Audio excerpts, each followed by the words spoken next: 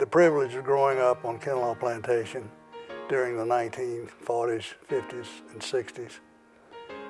I was educated in the first and second grade in the McClellanville school system where my mother was a school teacher. But I'm very proud of the fact that I learned during that period of time that my father and I both had the same first grade teacher. She was an old maid named Miss Jane Taylor. And I don't think the situation like that would ever occur again today, but both my father and I were very proud of that. My dad grew up in McClellanville and Somerville. Those were his home places.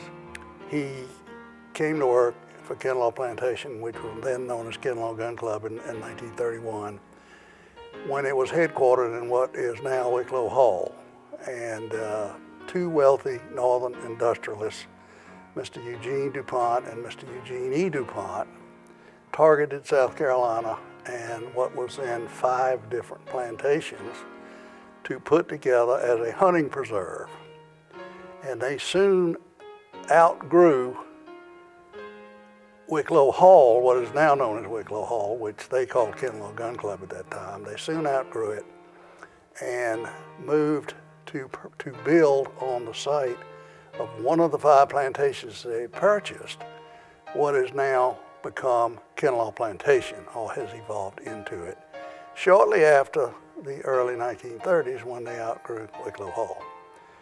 So my dad arrived at what had become Kinloch Plantation in 1931, as I've said, and at that time the duPonts, the 2 cousins, Mr. Eugene and Mr. Eugene E., had become successful in putting together 10,000 acres, comprising the 5 plantations. 6,000 acres of rice fields, which really was a part of the bulk of the rice growth in South Carolina during the rice culture era, when rice was actually grown here, and 4,000 acres of woodlands. And they used it solely as a hunting preserve. To the best of my knowledge, nothing was ever grown for commercial sale on Kinloch Plantation. It was to be the hunting preserve of the 2 duPont cousins and their guests. So Dad arrived in 1931 as the assistant manager to T. Cords Lucas, Thomas Cords Lucas, who also had roots in Georgetown and McClellanville. He was a descendant in the Alston family and the Lowndes family, which were large rice growers in the plantation era when rice was actually grown.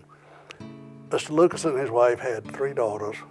My dad and my mother had 3 sons. We were each about 2 years apart, younger than the three sons were younger than the 3 daughters, but we were friends because my mother drove the school bus, which was a 1940 Ford station wagon, wood body, and took the 6 of us to school. We never were late for school bus duty because it resided in our yard overnight, and my mother started the route and picked up the Lucas girls. We moved from McClellanville. My mother was a teacher, and she stopped teaching in McClellanville and started teaching in Georgetown. And when I never will forget leaving the 2nd grade in McClellanville to go to the 3rd grade in Georgetown public schools was like being moved to Ohio. It was only 20 miles, but it seemed like the end of the world because I was perfectly happy in McClellanville with all of my young friends and so forth. But I went all the way through the Georgetown school system, graduated from Winyaw High School in 1955 as salutatorian of my class, and went off to the University of South Carolina to get a degree in chemical engineering, which was a major, Mr. Eugene E. duPont had a major influence on me in that regard because he wanted me to go to work for the duPont company ultimately. That was short-circuited for some time because I had a commitment to the United States Air Force for 5 years upon graduation. And I was actually gone from the state of South Carolina for 10 years in the Air Force and pursuing my life's work, or what I thought was going to be life's work as a chemical engineer with Hercules Powder Company after I got out of the Air Force, which coincidentally was not the duPont company, but it was spun off from duPont in 1912. And it was also headquartered in Wilmington, Delaware, along with the duPont company, obviously, and each had their own country club. Well, when I was in the sales force for Hercules, we would go into we'd be called into Wilmington for sales meetings periodically, and they referred to the DuPont company as a little French paint outfit, and they called Hercules the Boom Boom Boys because we were so heavily involved in the manufacture of explosives throughout the history of the company.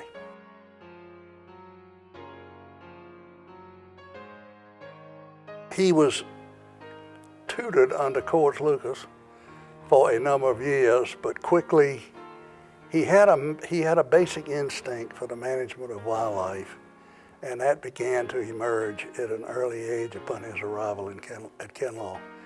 He rapidly became the favorite of the two DuPont owners, and that ultimately stood our family in good stead over a period of time.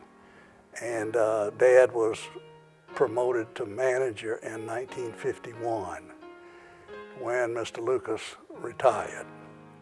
And Mr. Lucas was somewhat of a character, and I remember the fights and the arguments that would go on. But let me say that in those days, Kinloch probably employed 75 African Americans, either in the rice field bank repair work, operating the plantation as a farm to feed the families and what have you, most of whom lived on the place.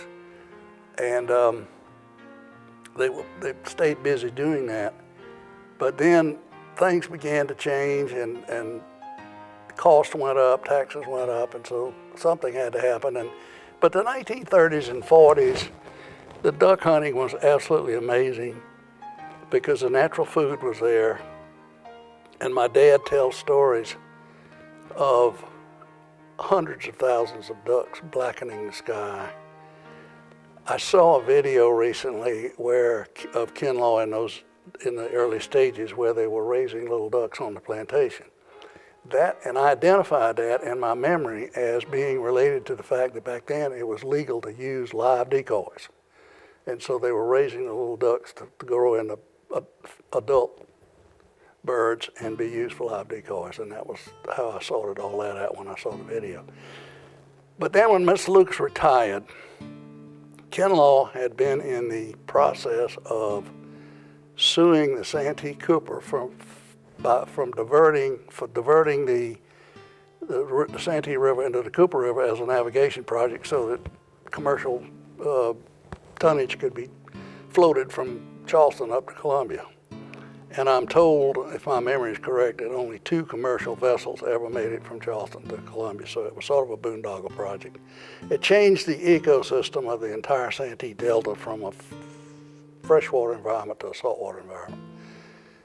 So the plantations on the Delta all got together and sued Santee Cooper, and my father was a key witness to all of that happening. And by this time, it's almost as if Dad had become manager. This was late 40s, early 50s, even though he had not actually taken the job. I'd been appointed to that position at that time because Mr. Lucas was obviously getting older and could not travel from Georgetown to Columbia to be a witness when the jury trial was taking place, and it went on for several months. Long story short, Kinloch received a settlement of $175,000, and as did the other plantations proportionate to their damages determined by the jury. And I was sitting in Dad's office in 1951 he and Mr. DuPont were talking, and I remember Mr. DuPont saying, "Dick, go out and hire a drag line and fix these dikes once and for all." And that did a number of things. Number one, it turned Kinloch into the premier wildlife refuge on the Atlantic Flyway. From 1951 to 1955, my dad oversaw the construction and repair of 21 miles of dikes, impounding 4,500 acres of rice fields. There were 1,500 left unimpounded, and they are still that way today. But nevertheless, the importance of all that is that you could not impound anything today. In fact, you have to fight the legislature to even be able to repair the ones that you already have. So that was sort of a transformation, and you could drive on top of the rice field banks as you still can today. And so you have some photographs of a very famous boat that was named the Kinloch. And the Kinloch would leave each morning of duck hunting, the Kinloch would leave the dock at the barnyard with 4 or 5 smaller hunting boats being towed behind it with the cover to disguise the boat when they were positioned. But the guides were trained to put out the blinds around the boat, and if the ducks weren't in this particular place, they could pick the blind up and take it with them and get in and move to another field where the ducks were more prevalent. And that happened a lot. And the hunting was just absolutely marvelous. And my dad was a good friend of Tom Yorkie's, who owned South Island, and I remember them getting on the telephone arguing about who had the most ducks. And I mean, I could just hear my dad saying, well, Tom, I'm holding about 160,000 this year. And he said, Dick, that isn't gonna cut it. I've got 175. Well, now, I don't know how you count 175,000 ducks, but the truth of the matter is, you pick a hole in the sky about the size of a bushel basket and you count those real quick, and then you multiply it by a factor of the acreage, and then you can figure out how many ducks you had. But anyway, I used to be entertained as a little kid, about 12, 14 years old, about all these arguments that went back and forth. And the reason the relationship developed between my father and Tom Yorkie was the fact that Tom was always trying to hire Dad away from the DuPonts. And Dad was so loyal to them that he wouldn't even think about leaving. So Tom respected that. And of course, he was the owner of the Boston Red Sox, and I'm a dyed-in-the-wool baseball fan with the Red Sox to this day, and that's another whole story for another time. But anyway, back to Kinloch, the whole culture of the plantation changed at that point in time. The duck hunting, the access to the hunting improved, in addition to the number of birds that Kinloch would hold each year. But the key to all of that was the propagation of the natural duck food. Because through the systems of trunks and dikes, which you can see in the photographs today, or actually experience it by driving through the Santee Delta, they could control the fresh water coming down the river with the tidal flow of the salt water coming up from the ocean to get the proper salinity to propagate the right kind of duck food during any part of the hunting season. And they attended to the fields much more easily because of the access had been improved by the dike system. And you didn't have to send 15 to 20 African Americans out on those dikes with wheelbarrows and shovels every day to keep repairing them when the fiddler crabs and things like that would erode them, and what we used to call the floods, we used to call them freshets, when you'd have a lot of rain and the Santee would flood. And now they've, of course, diverted the Cooper back into the Santee, and they had a serious flood on the Delta a couple of years ago, and I think they've had one since. But all that has been more well controlled by the dike system. So if my father left one legacy to Kinloch, it was the impoundment of these rice fields for over 4 years period of time. And by this time, I had gone off to college and gone in the Air Force and was gone from the state of South Carolina for 10 years. But the memories of those experiences stay with me to this day. And my dad retired in 1974, where the management was taken over by Kenny Williams, with whom Dad had trained for about 4 years before Dad retired. And Kenny will tell you a lot of stories about my father. He was a real scary taskmaster. And Kenny did not necessarily respond well to some of the things that Kenny and I have laughed about this many times over the years, so I'm not telling stories out of school, but he can tell you stories about my dad that sound just like my dad. And I said, yeah, Kenny, I know exactly what you're talking about because I lived it until my adult life occurred. And but my father was a wildlife manager who was really ahead of his time, and he never had 1 ounce of formal training. It was all instinct, and growing up in the environment in which he did in McClellanville and Somerville. And somehow he got it done in a manner that was just admired by a lot of different people, but he was a low-key guy. He never sought the spotlight, and he was a wildlife manager way before wildlife management was cool, if that's a good description. I tell people to this day that I had hunted and fished, caught more fish, killed more ducks and doves, And I never loved deer hunting, and I never did much of it, but I had done more of the ducks, doves, and fishing by the time I was 18 years old than most people do in 2 lifetimes. And that, to me, is the legacy of Kinloch and why the story needs to be told.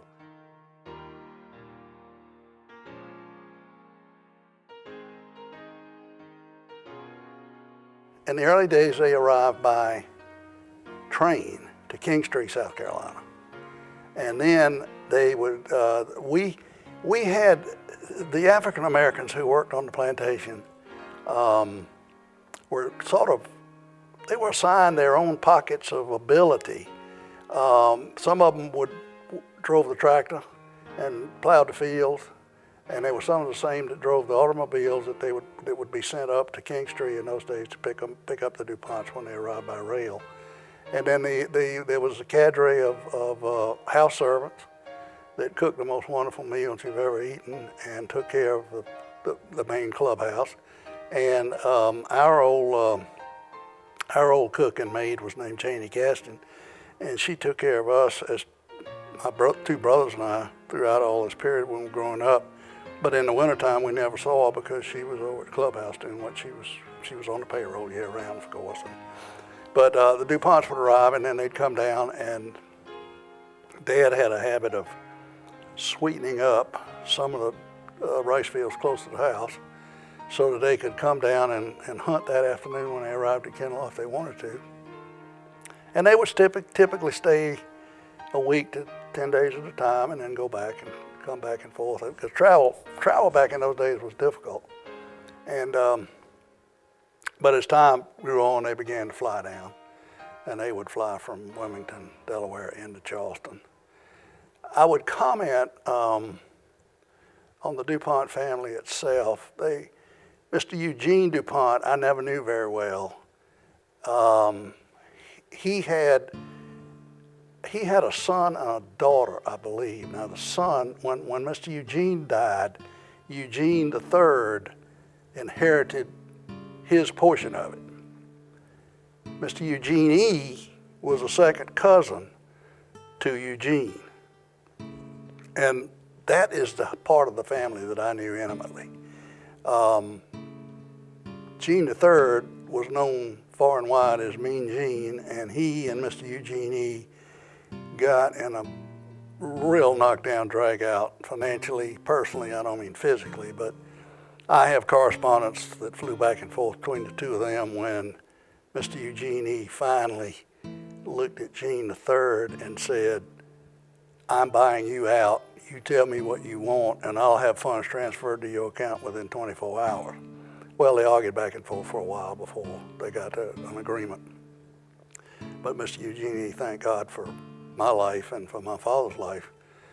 And they bought Gene III out, and Gene III went on down to Gardens Corner and bought a plantation down there, which he named Nemours for E.I. duPont, D. Nemours and Company.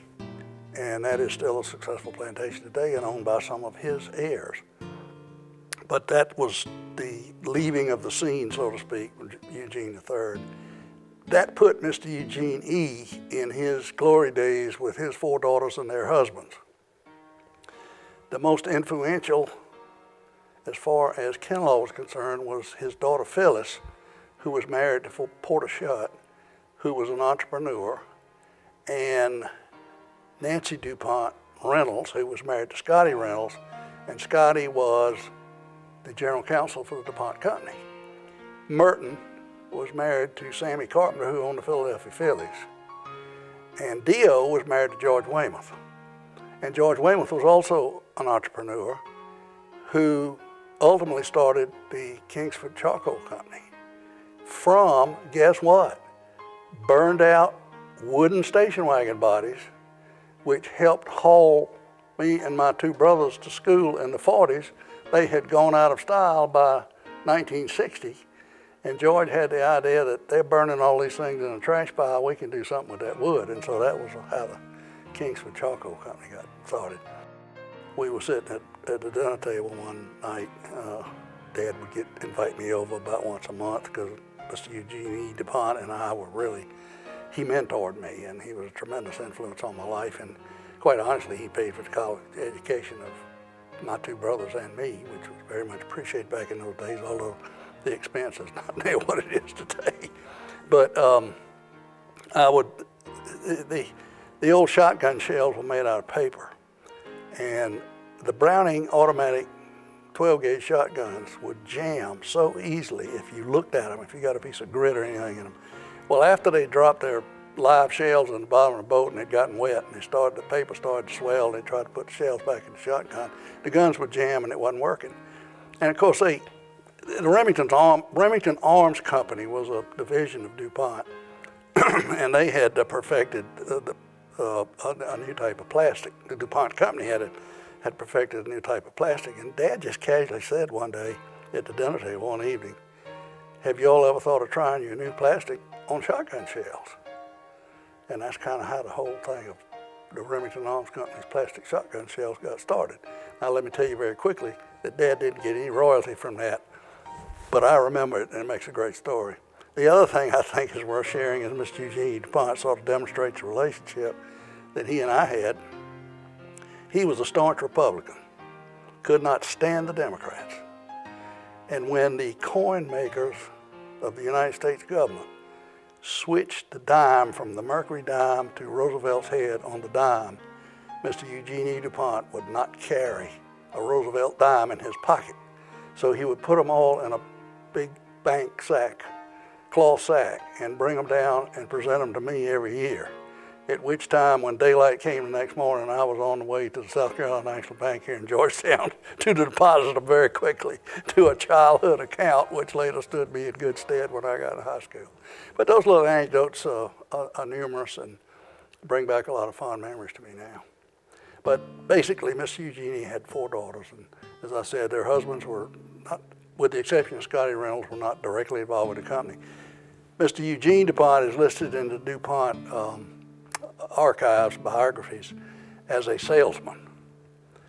Mr. Eugene E. was last on the board of directors of the company in 1961, and he passed away in 1967. This was their limited involvement. I mean, sales would hardly be a proper terminology for a guy who was 2 generations removed from the ancestor that started the company.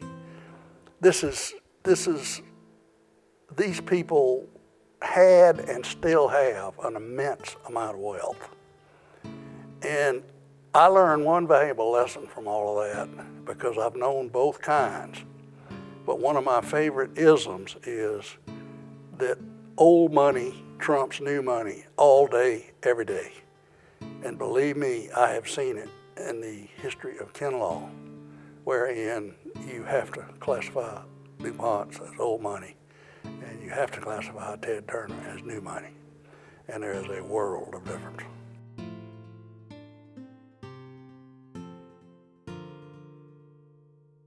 Mr. Lucas, when he became manager and they moved Kinloch Gun Club from Wicklow Hall to the new plantation house where it sits today, the DuPonts deeded Mr. Lucas the 12 acres and the house, which today is Wicklow Hall, and then they built a home for my mother and father.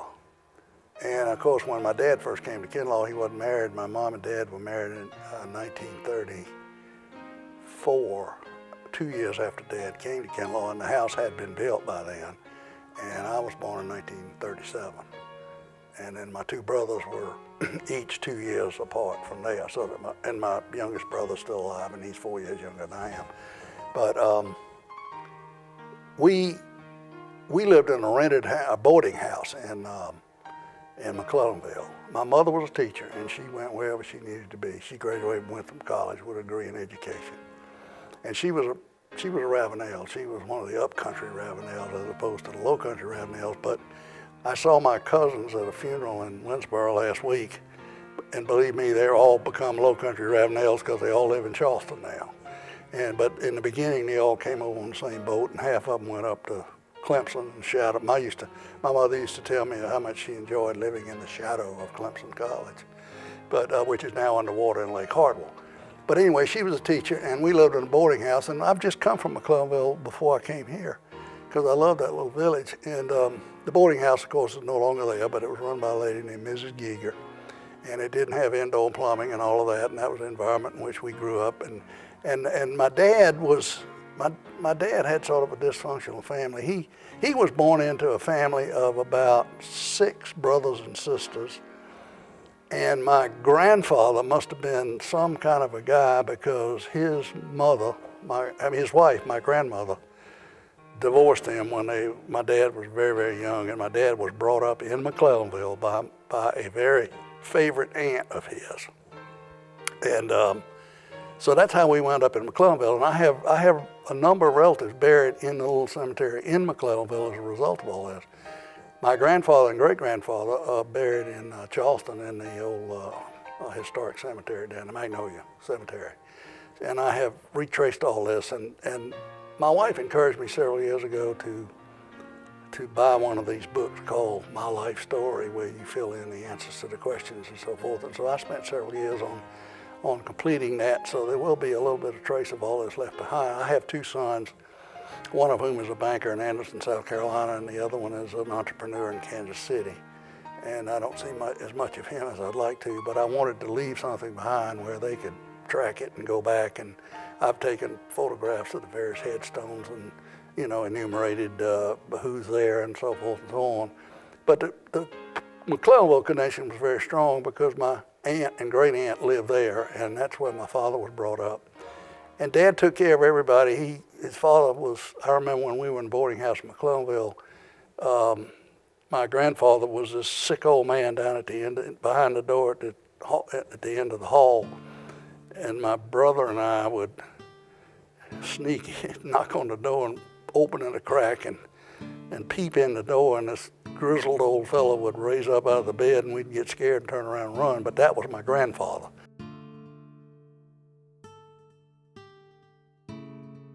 Well, and I don't know if this is politically correct these days or not, but all of the darkies lived there. They call them African Americans now, but they were good, solid, wonderful people.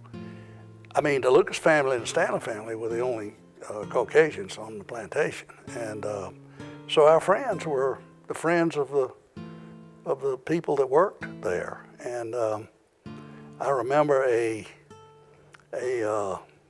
daughter of Janie Gaston, whom I've already mentioned. Her name was Lizzie, and we had to live on Pauley's Island every summer to get us out of the mosquitoes, because the mosquitoes were so bad. 3 boys could not exist trying to play outside, and being inside would absolutely drive my mother up the walls. So Dad moved us to Pauley's Island every summer, and we did not own anything at Pauley's Island because we couldn't afford to even in those days. But for 14 summers, we rented a house owned by Marvin Thomas, who used to have the dry cleaners here in Georgetown. And the Thomas family is well known on Pauley's Island, Liberty Lodge and Port Arthur and those houses. When my mom and dad first started renting the beach house, I think the rent was $125 a month for the 4-bedroom house, and we couldn't afford that, and so she rented a spare room. We didn't need but 3 bedrooms, and she rented the 4th bedroom to people like the Casino Inn and those other inns that were operating on Pauley's Island at the time, some of which are still there.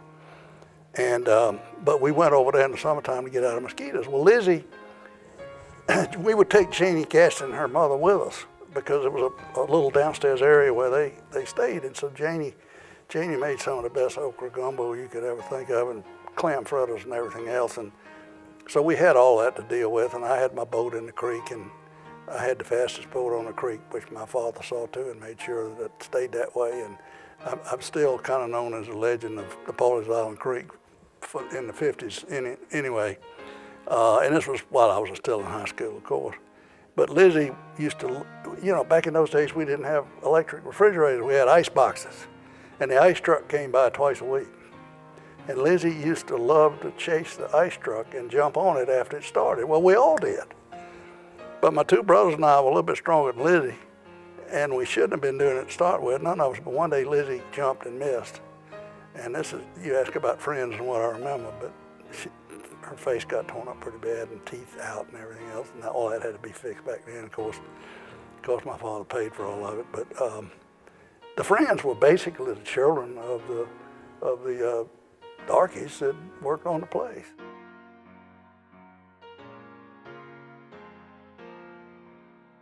She was Aunt Jenny Stanland, who married a Graham. There are 5 major families in the history of McClellanville, and I couldn't name them all during this interview right now, but it was the Grahams, the Lelands, the McClellans, and those are 3 that come immediately to mind. My Aunt Jenny Stanland, who would have been it was my father's real aunt. In other words, my grandfather's sister lived, she had a home there on Pinckney Street. And she and one of my dad's older sisters were the 2 that brought him up, so to speak. And her name was Lolita Stanland. And she and her husband Clarence are 2 of my relatives buried in the McClellanville Cemetery, because here's the kind of guy my dad was. They lived in Cleveland, Ohio when they retired. And I think he was in the insurance adjustment business or something, and I don't know that Aunt Lita ever worked. And I don't know that they made a lot of money. Between the 2 of them, they had 1 daughter whose name was Betty Jane, and she and I were just really, really close. They would come down and spend the summers on Pawleys Island with us, be there for an extended period of time and what have you. And so when Aunt Lita and Uncle Clarence decided to retire from Cleveland, Ohio, my dad bought a house in McClellanville and brought them down here.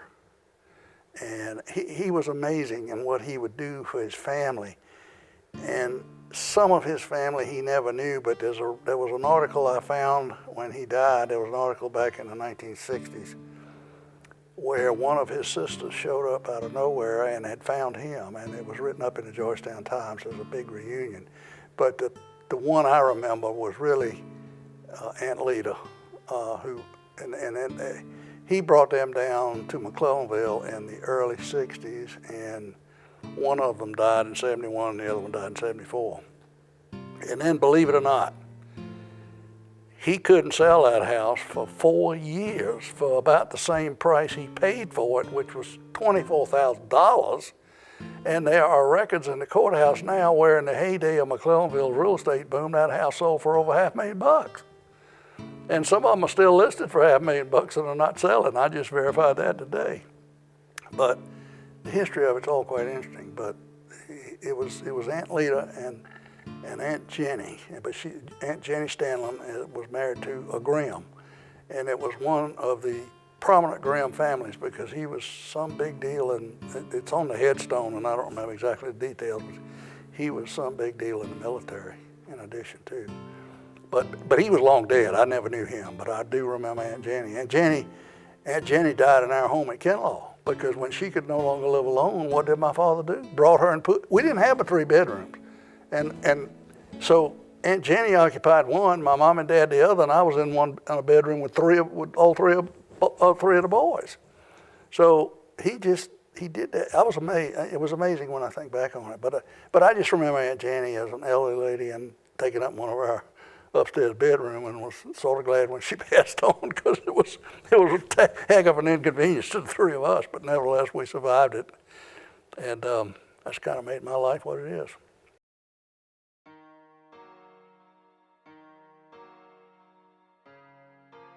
My dad collected duck stamps. You have to buy a duck stamp for every hunting season. He put together a collection for me of uncanceled stamps, which are more valuable than if you're supposed to sign them when you get them. Because if you take them in the field, the game warden catches you, he wants to know it's your stamp because you signed it and so forth. You know, it's something like Kinloch Gun Club. What an ideal way to pass them around, you know. Well, Dad was a stickler for not doing anything like that, so he made everybody sign their stamps when they got there, and he used to keep them on site for sale so that they could hunt legally the next morning after they had arrived at Kinloch and didn't have to worry about federal stamps and licenses and all that sort of stuff because he was authorized to do all that on behalf of the county game warden process. And yeah, I do remember people. Franklin Delano Roosevelt being one of the more well-known ones. And Dad tells a story about taking him, and most of them didn't know a damn thing about hunting when they arrived. And so they were doing a lot of quail hunting on Kinloch back in those days, and this would have been probably early 50s, maybe late 40s. And Franklin Delano Roosevelt came down as a guest, and they went quail hunting. And he was behind my father, and the dogs pointed, and before Dad could get out of the way, somebody flushed the birds. Franklin Delano Roosevelt got so excited that the shotgun went off right between my dad's legs.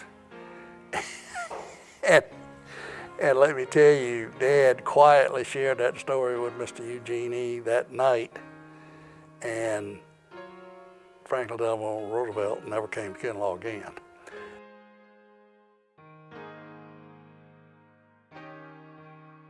My son, Richard III, who's known as Rick, spent a lot of time with his grandfather on the plantation while his mom and dad were off other places having fun. But he and his grandfather developed a bond. And I'll tell you a quick story about that. This was back in the heydays of the Moose Club in Georgetown. And so this would probably have been in the 70s. And my father had paid for swimming lessons for my son, his grandson, his only grandson. And Rick didn't want to get out of bed one morning to go to Georgetown to take the swimming lesson, because he wanted to sleep in, so he did. So that afternoon, my father was walking out the door with his fishing rod, and my son said, "Pop, where are you going?" He said, "I'm going fishing." He said, "I want to go too." And he said, "Hell no, you're not going. You didn't go to your swimming class this morning. You sure had going fishing with me this afternoon." Rick, my son, has never forgotten that story. So, you know, and Rick enjoys telling stories about his grandfather as much as I do about, obviously, my father. But he was just that kind of guy. He was a strict disciplinarian, and I'm still the beneficiary of that today. And I tried to instill that in both of my sons, and they respect me for that. And that's part of what I'm trying to impart to you as the type of lifestyle in which I grew up. I mean, I grew up with a disciplined father who instilled that in me, which caused me to respect authority for my entire life. And it's just been fun.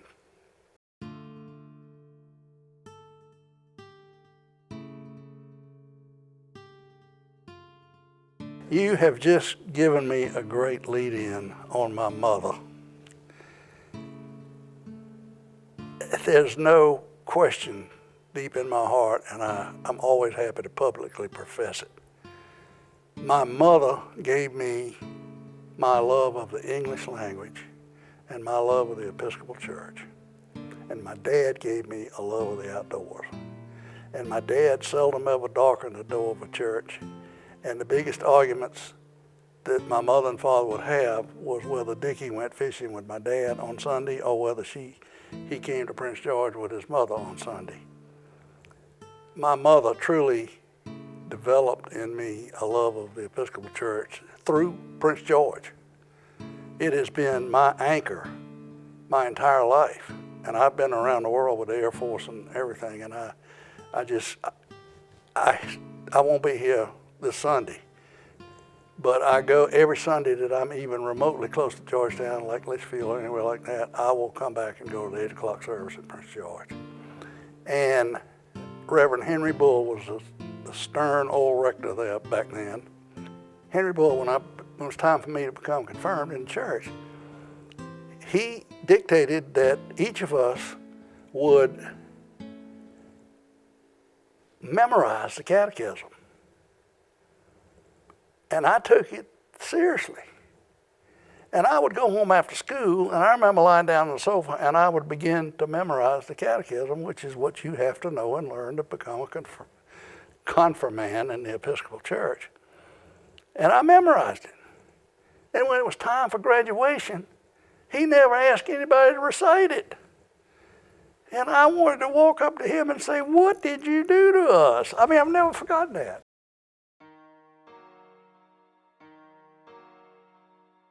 I had 3 duty assignments in the Air Force. I couldn't fly, which I wanted to, and if I if I had been able to, as I look back on it now, I probably wouldn't be sitting here talking to you because I would most assuredly been in Vietnam. So that was somewhat of a blessing. But as a result of my chemical engineering degree, the Air Force decided that I would be an ordnance officer and deal with munitions, and that was logical. And I'm glad that I did. I had some interesting duty assignments. I went to Colorado, to Larry Air Force Base for 6 months training in munitions school. And after that, my first real duty assignment was Hill Air Force Base in Utah, where I was assigned to a munitions testing outfit, and we got a chance to actually blow things up and write reports on them, and which went up to headquarters. We were in the early missile days of the Air Force back then, and they were trying to determine the strength of the solid rocket propellants and how they reacted at higher altitudes in the frozen environment and so forth and so on. And so we got involved in all of that. And I was there 17 months. And then to extend to get overseas, my last duty assignment was Clark Air Force Base in the Philippines, where as a 22-year-old first lieutenant, I was the officer in charge of 400 acres of munitions storage with 75 Filipino workers left over from World War II reporting to me, as well as 50 U.S. military. And I can tell you that a 22-year-old in that environment grows up in a real big hurry, because by that time we were already shipping tons of stuff into Vietnam. This would have been March of '63. By that time we all knew that the Vietnam War was coming. I came home in March of '63 and got out because my ROTC commitment at the university was finished. And if I had extended, I most assuredly would have wound up in Vietnam even as an ordnance officer. And my wife we looked at each other and said, I don't think this is what we want. We only had one child at the time. He was 6 months old when they arrived in the Philippines to join me. And so we came home and got out, and I got out in March of '63, and Kennedy was assassinated the day before my birthday in November of '63. And then the Vietnam War went straight up from there, and I'm convinced that had Kennedy not been killed, we probably would not have had that war because he was totally against it. But that caused me to feel firsthand that you cannot say what the government doesn't impact our lives, because I think that particular instant is an example of, yes, it does impact our lives. And that the further conclusion to that is that right after Kennedy was assassinated, the Prime Minister of South Vietnam was also shot. And I'm convinced to this day that those two were integrally connected. And I have a lot of military people that agree with me. It's just not the opinion of a first lieutenant who was living it at the time. But those were my three duty assignments in the Air Force. And then after that, I applied for employment from the Philippines, and by submitting my resume as a chemical engineering graduate at the University of South Carolina. And I sent out 10 applications, got 5 interviews, and 3 job offers. And the one I accepted was with Hercules in Savannah, Georgia. I started out on that pine and paper chemical plant down there as an engineer, pumping things around into tank cars and trucks and so forth and so on. And then they transferred me 18 months later to Holyoke, Massachusetts, which we absolutely loved. I mean, we were those strange Southerners up there in New England that couldn't talk right, and we thought they talked funny. And I never will forget being transferred to Atlanta in March of 1967, when the snow was up to the bottom of our mailbox and the dogwoods were already blooming down here. So we were glad to get back home. But we were in New England for 3.5 wonderful years. We enjoyed it. We enjoyed every assignment we had, particularly the Air Force and particularly Clark Air Base. And I decided in Atlanta, well, let me just put it this way. I was in the Air Force for almost 5 years. I was a chemical engineer for 7. I was a stockbroker for 4. And then my life's work's been commercial real estate. But it's all come together as a result of the engineering background, which teaches you logically to get from point A to point B. And logic is one of the strongest attributes that anybody can have. And there's too much of that missing in today's society. I love to tell people the biggest struggle I had in becoming a commercial real estate broker There's no logic to commercial real estate. You just kind of stumble through it and it all happens, and if you make the numbers work, you say a big prayer at night after you've committed to the $100 million development and hope it all works out. Well, the engineering business works a little different than that, but it's all been fun. As I look back over my life now, which I tell people I'm driving in a rearview mirror much more than I'm looking forward these days at almost 80 years old, but it's been fun. I wouldn't want any do-overs.